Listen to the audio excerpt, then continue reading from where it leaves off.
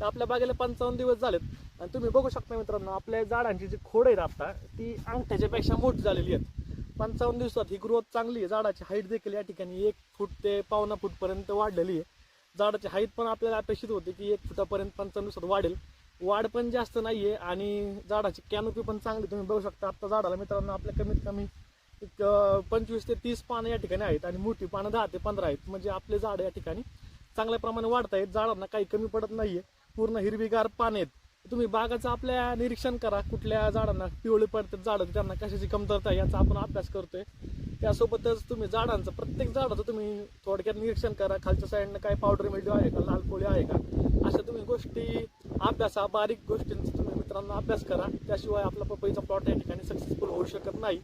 प्रत्येकाने आपल्या शेतात 1000 झाडं असतील तर 1000 झाडं तुम्ही बघा, जवळ जाऊन बघा आणि त्याचा अभ्यास करा.